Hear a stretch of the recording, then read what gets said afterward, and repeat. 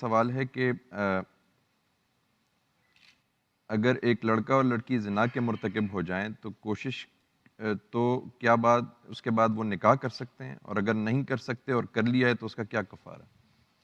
اللہ تعالیٰ نے یہ بات بالکل واضح کر دی ہے قرآن مجید میں کہ نکاح کے لیے دو چیزیں شرائط کی حیثیت رکھتی ہیں۔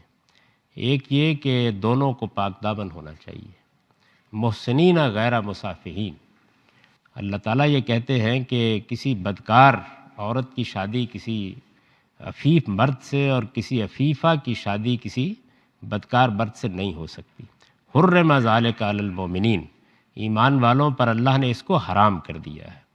تو اس وجہ سے اصول میں تو یہ بات سمجھ لیجئے کہ شادی کی پہلی شرط یہی ہے کہ دونوں عفیف ہوں، دونوں پاک دامن ہوں، پاک دامن ہوں، پاک دامن رہنے کا عہد کریں۔ اس کے بغیر شادی کے ادارے کے کوئی معنی نہیں بنتے۔ دوسری شرط یہ ہے کہ شوہر نان و نفقے کی اخراجات کی ذمہ داری اٹھائے اور اس کے ٹوکن کے طور پر مہر ادا کرے۔ تو یہ دو شرائط ہیں جن سے اسلامی شریعت میں نکاح ہوتا ہے۔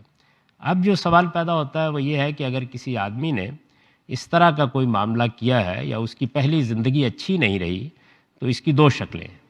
ایک صورت یہ ہے کہ وہ قانون کی گرفت میں آ گیا، اس کے اوپر سزا کا نفاذ ہو گیا، کسی مسلمان معاشرے میں اس کو بدکاری کا مجرم قرار دے دیا گیا، یعنی بدکاری گناہ سے آگے بڑھی اور جرم کے درجے میں پہنچ گئی اور پھر وہ ریاست کی گرفت میں آ گیا۔ تو اس صورت میں تو شادی ہو ہی نہیں سکتی، اللہ تعالیٰ نے اس کو منع کر دیا ہے۔ یعنی اگر کسی کو اس جرم میں سزا مل گئی ہے تو پھر فرمایا ہے کہ جس سے اس نے یہ معاملہ کیا ہے یہ شادی بھی اسی کے ساتھ ہوگی، کسی عفیفہ کے ساتھ اس کی شادی نہیں ہو سکتی، نہ مرد کی نہ عورت کی۔ لیکن اگر معاملہ قانون کی گرفت میں نہیں آیا تو پھر وہ اپنے آپ کو پاک کرے، اور پاک کرنے کا طریقہ کیا ہے؟ صدق دل کے ساتھ توبہ کرے، اپنے رب سے رجوع کرے، یہ طے کرے کہ وہ آئندہ یہ زندگی نہیں اختیار کرے گا، پھر اس کو یہ حق ہے کہ کسی پاک دامن عورت کے ساتھ شادی کرے۔